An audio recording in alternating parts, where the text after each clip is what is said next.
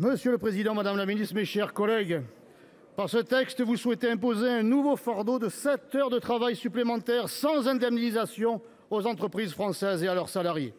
Certains d'entre vous ont osé proposer jusqu'à 14 heures gratis, travailler plus pour ne rien gagner de plus. Pour paraphraser Michel Audiard, les centristes, ça ose tout. C'est même à ça qu'on les reconnaît. Ainsi, et comme depuis 30 ans, vous refusez de réduire les dépenses d'un État devenu pachydermique, par idéologie, par esprit de défaite ou par refus de remettre en cause vos choix collectifs d'hier.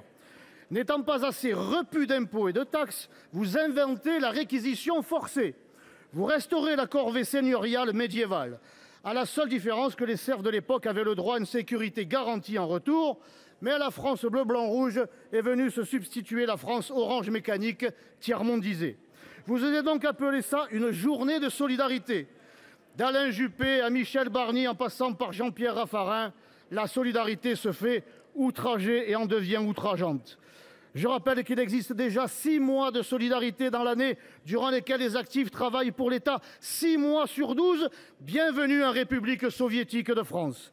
La prise en charge des soins médicaux est réduite à 65%, entraînant une hausse des tarifs des complémentaires santé en pleine crise du pouvoir d'achat.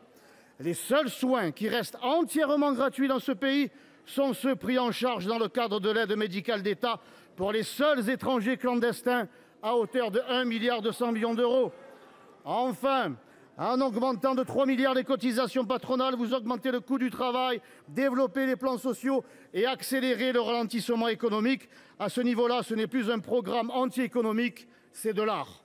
Si rien ne change, la hausse des redressements judiciaires et des faillites d'entreprises vous mènera à proposer une journée de solidarité supplémentaire chaque année. Ce que vous n'osez pas regarder, ce sont les 30 milliards de fraude sociale. Vous ne voulez pas vous attaquer aux 5 millions de cartes vitales frauduleuses. 5 millions, mes chers collègues, vous rendez-vous compte du pognon de dingue que cela représente. Ces 3 millions de centenaires répertoriés dans le système social français, dont 1,7 million nés à l'étranger selon l'Insee, alors qu'ils ne sont que 21 000 au dernier recensement.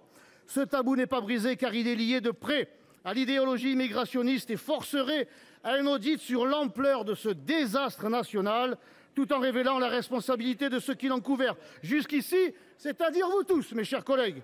Cette crise devrait vous convaincre de penser autrement, de revoir la structure des déficits et de réformer profondément, mais de tout ça, il n'en est rien.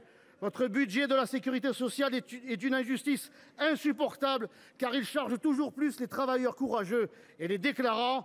Alors pas un jour, pas une heure, pas une minute de plus demandé aux Français, tant que l'incurie et les écuries de l'État ne seront pas nettoyées. Merci.